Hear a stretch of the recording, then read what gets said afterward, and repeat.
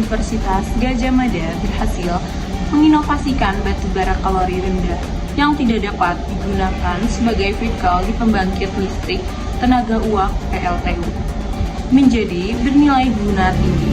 Produk inovasi ini bernama Gamma Humat yang mampu berfungsi sebagai pembenah tanah atau soil stabilizer. Gamma humat adalah senyawa humat berupa asam humat dan asam sulfat yang berasal dari ekstraksi batu bara dengan kalori rendah.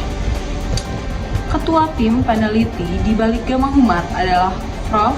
Ferian Anggara, guru besar termuda Departemen Teknik Geologi Fakultas Teknik UGM.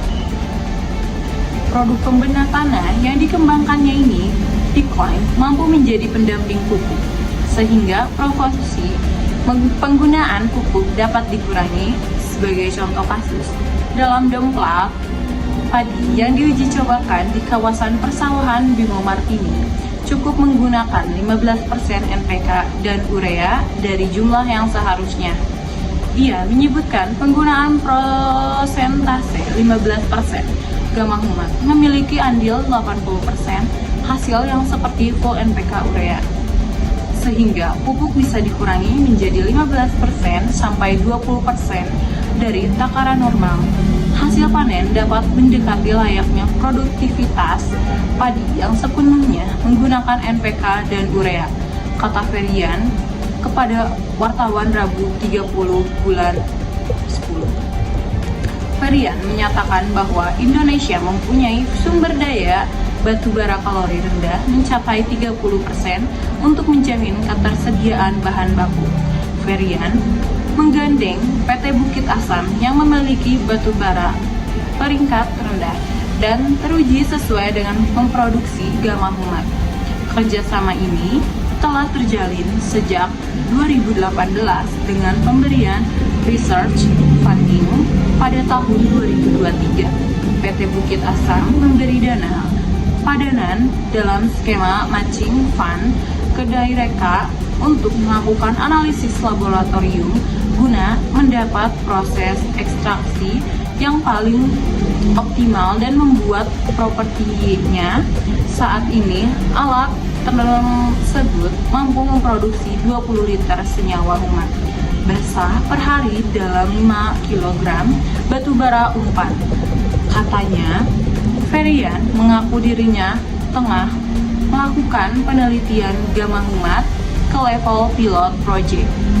Rencananya, tahun ini pihaknya akan melakukan fabrikasi alat di Jogja. Kemudian, tahun 2025 akan dioperasikan di Purwakarta, Riau, tepatnya di lokasi izin usaha pertambangan IUP PT Bukit Asam yang mempunyai cadangan batubara mencapai 600 juta ton. Nantinya 600 ton senyawa humat per tahun dengan kemampuan produksi mencapai 60 ton senyawa humat per tahun. Obsesi kami sebagai peneliti adalah bagaimana kami bisa mengoptimalkan pemanfaatan hasil pertambangan sehingga memiliki nilai tambah tinggi dengan konsep ekonomi sirkular. Tuturnya, pemerintah melalui Lembaga Pengelola Dana Pendidikan Tinggi LPDP dengan skema penelitian inspirasi juga mendukung perkembangan produk ini dengan memberikan perdana selama 3 tahun selama tahun 2026 mendatang.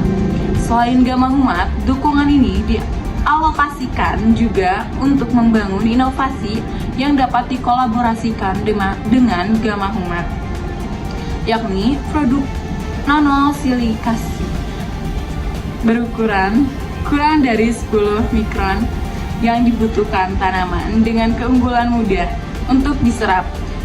Penggabungan produk ini menyasar pada lahan yang kekurangannya unsur hara agar dapat ditanami dan ditingkatkan produktivitasnya. Terangnya, selain itu, kata Ferian, ada pula produk hidrogel yang digunakan sebagai media tanam dengan diberi air di dalamnya, asam humat, dan nanosilica.